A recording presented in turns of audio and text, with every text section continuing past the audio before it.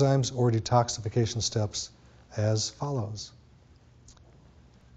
Pretty much the same thing you saw in the diagram.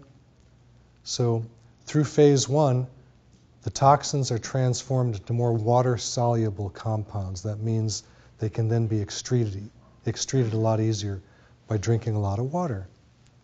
Carried out in the blood, again back to the liver, to further processing into phase 2, so the kidneys can eliminate. Phase 2, second of detoxification process in the liver, sending toxins either through the kidneys for elimination or into the bile for elimination versus the feces. What use does fiber have? I'm sure people here eat fiber. A lot of people here must take fiber. Why do you do it? A lot of people take it for constipation, but what's it also going to do? It's essential in picking up these toxins and eliminating them in the stool. So as an example, talking about a fast. A few years ago, I did a green apple fast to get rid of, actually it was a gallbladder cleanse. Have you ever done this one? You take green apples and you squeeze down to the juice. 3 days, right? Then the third night, olive oil. Glass of olive oil, what does that do? Fats make the gallbladder contract. What happens then? Next morning you better have a high colonic enema prepared, because otherwise you're going to recycle all of this stuff going in. Now I just read a study about this, that it really is harmful for the body to do it. And if anyone wants information on that, I'll get that to them.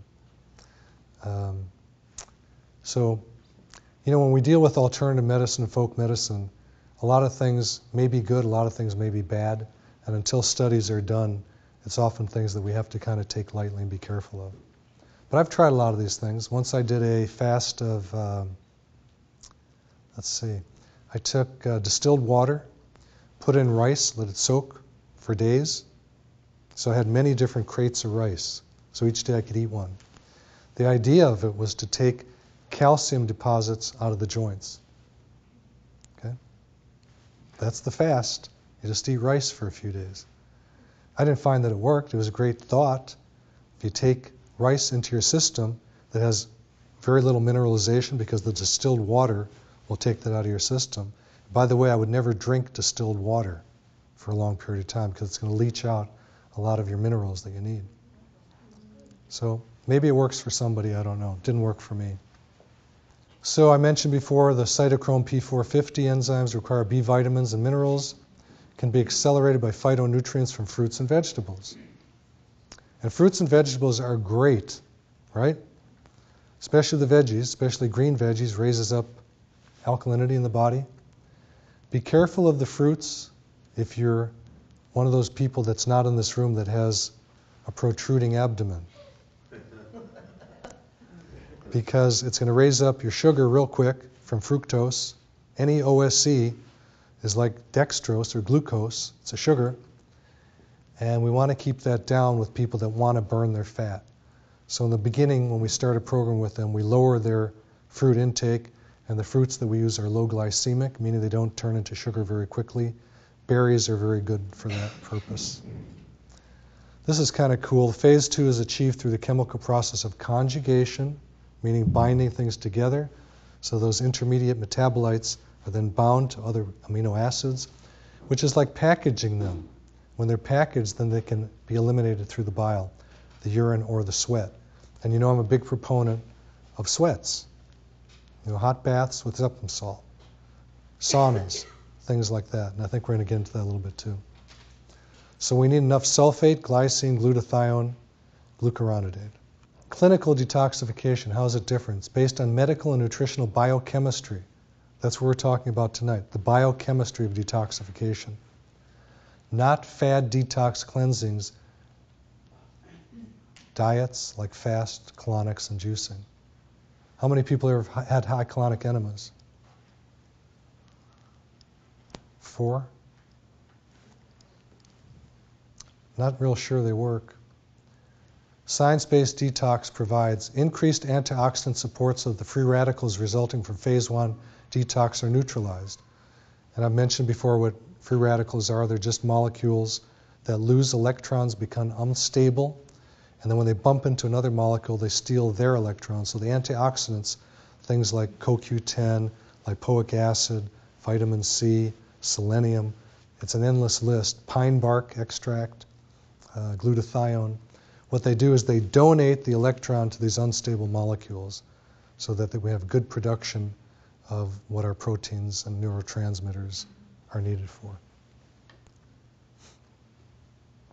Supplement phase 2 conjugation substances, glutathione, N-acetylcysteine, which is actually a precursor to glutathione, sulfates, glycine, taurine. These amino acids come from proteins.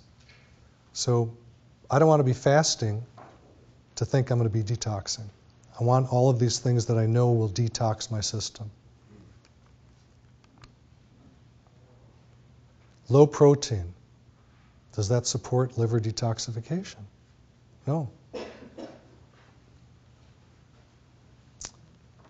I get a lot of vegetarians who come into my office and they look bad. They look terrible. I'm not saying they all do, because some of them know how to supplement and get enough protein out of their nutrition, but most do not know how to do that.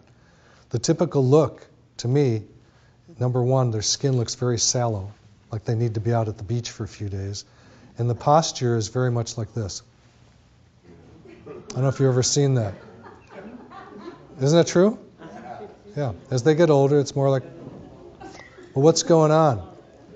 They don't have the minerals, the proteins to support their bones, so they're becoming osteoporotic. The belly protruding. Ever hear of Kwashiorkor's disease? Kwashiorkor's. Remember all these little babies out in Africa with the bellies that are sticking out? That's a lack of protein. So you can diagnose this on the street. Hey, are you vegetarian? So foundation begins by what we put in our bodies every day. Effective detox program strengthens organs involved with detoxification and releases the stored toxins that we all have. So we need to get rid of them. Exercise is great for that.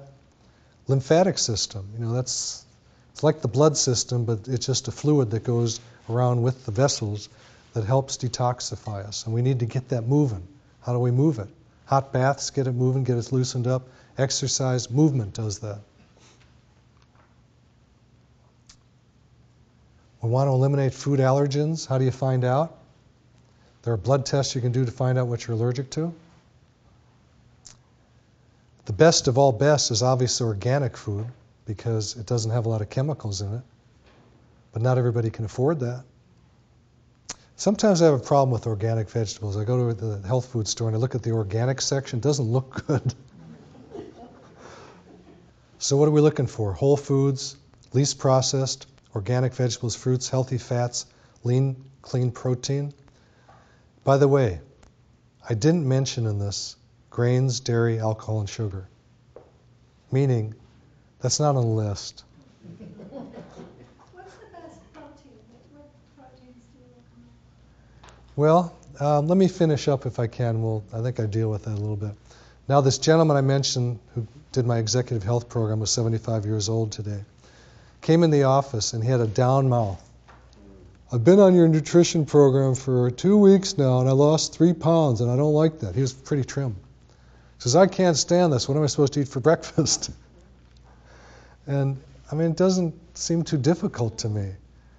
And it's when I hear the people say, I need my, whatever that my is, I know it's an addiction thing, and I know it's something they can change if they want to. I need my wine, I need my oatmeal, I need my whatever it is. I'm not for any grain. If you have to have grain because you're too thin and you need to raise up your insulin somewhat, I'd say stick with brown rice. Brown rice, or rice itself, is non-inflammatory for the percentage of people, for the greatest percentage of people. All the rest typically can have allergic reactions for people. At least stay with things without gluten if you have to have a grain. Wheat, rye, barley, things that we make pasta out of, make bread out of, all those good things. So, here it is. Optimal food choices. Gluten, dairy, and soy-free. Because you're asking about proteins. Soy is a protein. So no eggs? Wait.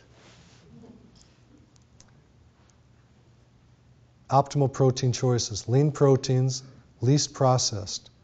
Eggs are part of that for most